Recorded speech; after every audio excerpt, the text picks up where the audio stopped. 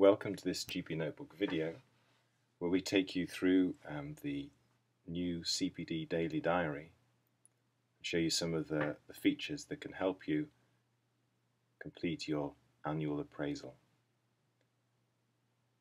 To get access to the CPD diary, you need to log into your account. Here you can click the top right of the home page, and if you have a Univardis account, click here.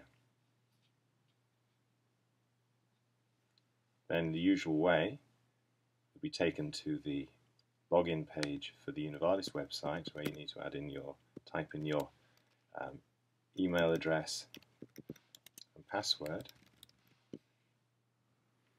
and then you'll be taken through to the Univardis homepage that you can see here.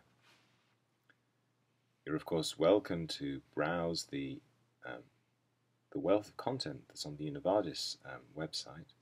But when you want to go back to GPnotebook, click on the app here and you'll be passed across to the GPnotebook server and logged into your account. When on GPnotebook, to get your first sight of the CPD diary, click on one of the internal pages to take you to, in this case, the orthopedics page. You'll notice now that you can see that orthopedics has been tracked 9,242 times by other signed-on members of GPnotebook.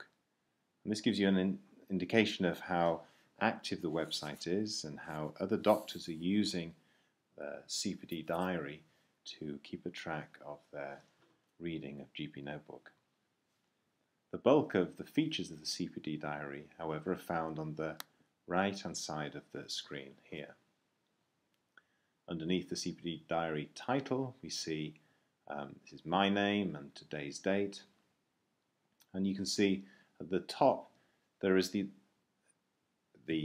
ability to assign a page as either a doctor's educational need or a patient's unmet need. This is the same feature that was previously present in the tracker. So for example, to assign orthopedics as a doctor's educational need, I click on the dialog and then click assign, and this is now recorded in your tracker account.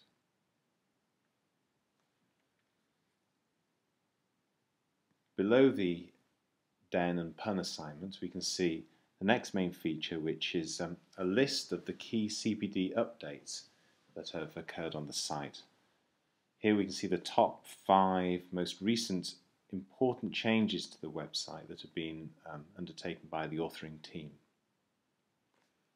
If you click on one of these, you're taken directly to that page and you can read what has just been written on the website. What's more, further down here you can see that a section on reflection has been filled in with some suggested text. So as you know, you want to be able to reflect on what you're reading and learning about medicine. And here the new content has been summarized here such that you can have a title, some suggested skeleton text for the details of the impact of this reflection. And at the bottom here we can see that you can assign the focus of this reflection. In this case it's an investigation, but there are several other different types of assignment for the type of impact for this reflection. And then you can submit, and this will be incorporated into your CPD diary. So the top five changes are listed in this section here. Further down the right here, we have a list of the things that have happened today on your CPD diary. So here we've got a list now of recent reflections, and this is the reflection that we've just recorded. We could also see the pages that I've read today, and here you can, as the page refreshes, you can see various pages that I've read today. I can also see the doctor's educational needs that I've assigned today, and that was orthopedics that we assigned just now, and puns, well, I haven't assigned any puns today. But what's nice about being able to review what you've read and what you've assigned as dens and puns is that this gives you an overview of what's been happening today and might prompt you to spontaneously go now and reflect on the sorts of things that you've read, the sorts of things that you've found to be important today. And as you know, it's important to reflect daily on your clinical practice, and we hope that this ability to review what you've read, what you've found important today, will allow you to reflect efficiently and so build up day by day a really effective document that notes your reflective practice.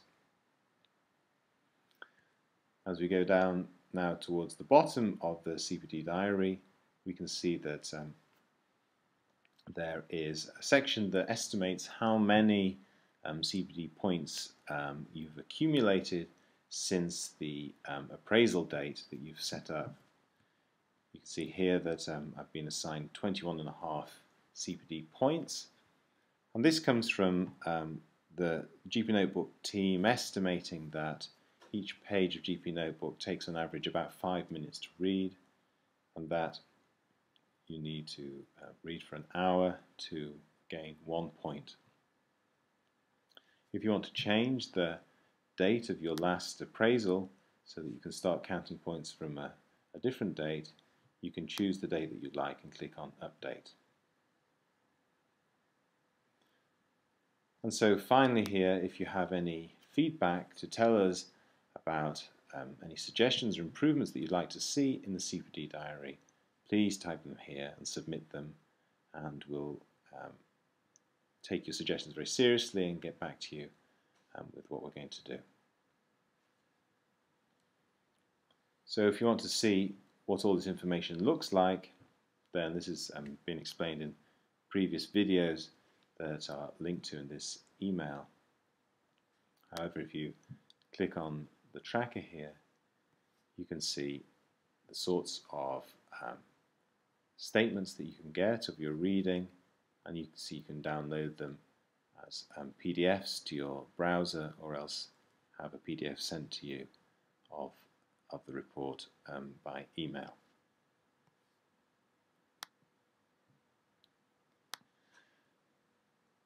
So that is the end of this video introducing you to the CPD diary. We hope you find it useful, and if you have any suggestions for improvements, please do let us know.